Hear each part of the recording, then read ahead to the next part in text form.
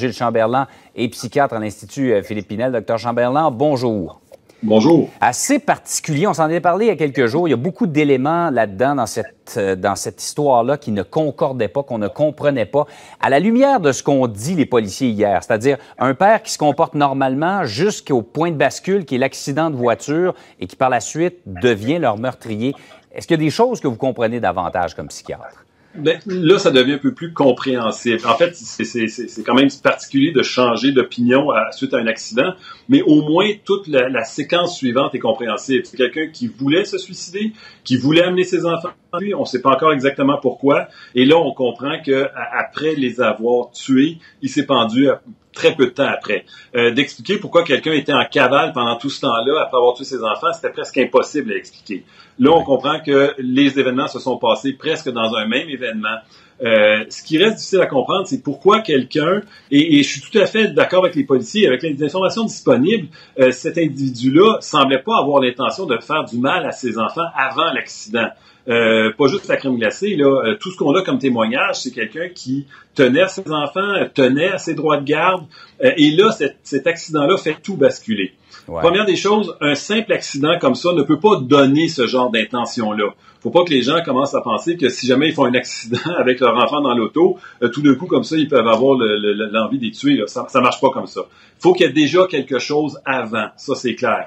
Le fait d'avoir une commotion cérébrale peut désorienter, peut rendre plus confus, peut perturber, mais n'est pas de nature à créer ce genre d'idée-là. L'hypothèse à ce moment-là, c'est que c'est l'événement qui a fait comme déborder le vase. Il y avait sûrement quelque chose en dessous, soit de l'ordre dépressif, quelqu'un pour qui la vie est lourde, pour qui ça va pas bien, et cet accident-là vient rajouter que ça va encore plus mal. Si c'est quelqu'un qui tenait à ses enfants de perdre les droits, il dit probablement qu'il voit tout en noir, je perds mes droits de garde, j'ai des problèmes, j'ai plus ma voiture, c'est comme ce qui fait déborder le vase. Et s'il a l'intention de se suicider, il est avec ses enfants, ça peut lui passer par la tête de les amener avec lui. Ouais. Encore là, pourquoi on amène des enfants avec nous? Souvent, c'est pour pas être seul dans l'au-delà, une espèce de croyance, mais il peut avoir aussi malheureusement le côté de les gens qui m'ont fait souffrir, je vais utiliser ces enfants-là pour les faire souffrir eux autres aussi. Là, on ne sait pas si cet élément-là est présent ou pas. Et Dr Chamberlain, pourquoi chaque fois qu'on entend un cas comme ça, on a toujours les gens qui disent « c'était tellement un bon père, il aimait ses filles, il tenait à elles comme la prunelle de leurs yeux, de ses yeux ». Pourquoi est-ce qu'il y a un basculement comme ça? Ben, c'est parce que vous savez, les gens qu'on aime le plus, de façon générale, c'est les gens qui peuvent nous faire le plus mal aussi. De se suicider, de renoncer à tout dans la vie, quand on aime ses enfants, c'est de renoncer aussi à ses enfants. Donc, c'est possible que les gens veulent partir avec leurs enfants. C'est possible dans une espèce d'espoir qu'ils ne seront pas tout seuls de l'autre côté. Et je le répète, les personnes qui peuvent nous rendre les plus heureuses sont aussi celles qui peuvent nous faire le plus souffrir. Donc, de ne plus voir ses enfants, ça peut ajouter à la souffrance. Oui. Oui, en terminant, parce que là, l'enquête du coroner commence, on va aller chercher son histoire de vie. On va probablement trouver, soit dans son dossier médical, soit en parlant de nombreuses personnes qui l'ont côtoyé dans les derniers jours, des réponses, là, des explications, même si un geste comme ça n'est absolument pas explicable. Là. Sûrement. Ça se peut même que ce soit un trouble délirant qui s'installe à bas bruit. Au début de la quarantaine, c'est là que ça arrive.